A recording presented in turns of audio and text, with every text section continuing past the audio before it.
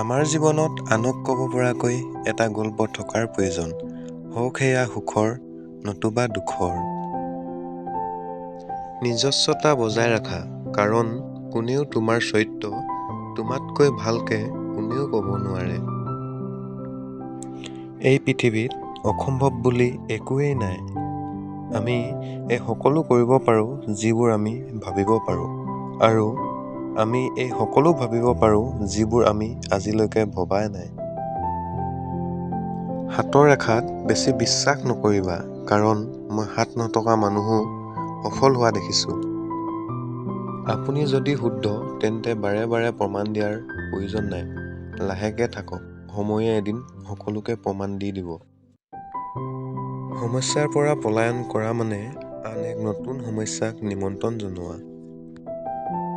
আপোনাৰ সপোনক সদায় জীয়াই ৰাখক, অন্যথা আপোনাৰ সপোনৰ অগ্নিশলিতাডাল নুমাই গ'লে আপুনি এক জীৱিত মৰাশলৈ পৰিৱৰ্তিত হ'ব। সংঘৰ্ষ মানুহক শক্তিশালী কৰে, লাগিলে তেওঁ যিমানেই দুৰ্বল নহওক কিয়। ডাঙৰ মানুহ তেওঁহে যিজনে ওচৰত বহা মানুহজনক সৰু অনুভৱ কৰিব নিদিয়ে। জীৱনৰ আটাইতকৈ শক্তিশালী পথ প্ৰদৰ্শক হ'ল নিজৰ শক্তি। পৰক আপোন কৰিবলৈ প্ৰতিভাৰ প্ৰয়োজন। তোমাৰ চকুত যদি জয়ৰ সপোন আছে, জীৱনৰ প্ৰতিটো পল সুন্দৰ হৈ পৰিব। নিজক জ্ঞানী বুলি ভবাজন আটাইতকৈ মূৰ্খ। যদি হাৰিবা বুলি ভয় কৰা, জিকাৰ আশা কেতিয়াও নকৰিবা।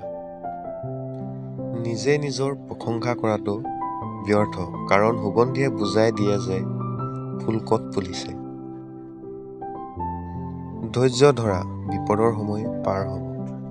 আজি যি তোমাক চাই হাঁহি আছে, কাইলৈ তোমাক দেখি থৰ হ'ব। জন্মৰ দ্বাৰা নহয়, কৰ্মৰ দ্বাৰাহে মানুহ মহান হয়। তুমি যিয়ে কাম নকৰা কিয়, তুমি যদি উপযুক্ত বুলি ভাবিছা কৰি যোৱা। পৃথিৱীয়ে কি ভাবিছে চিন্তা নকৰিবা, জীৱন সুখৰ হৈ পৰিব। যদি তুমি সূৰ্যৰ দৰে হ'ব খোজা, তেন্তে প্ৰথমে সূৰ্যৰ দৰে হ'বলৈ শিকা। অপেক্ষা কৰাজনে সিমানহে পায়, যিমান চেষ্টা কৰাজনে এৰি থৈ যায়। আমাক কঠিনতাৰ খুবেই আৱশ্যক, কিয়নো সফলতাৰ আনন্দ লভিবলৈ কঠিনতা খুবেই জৰুৰী। এদিনো যদি আপোনাৰ সমস্যা অহা নাই, তেনেহ'লে সুনিশ্চিত যে আপুনি ভুল পথে গতি কৰিছে।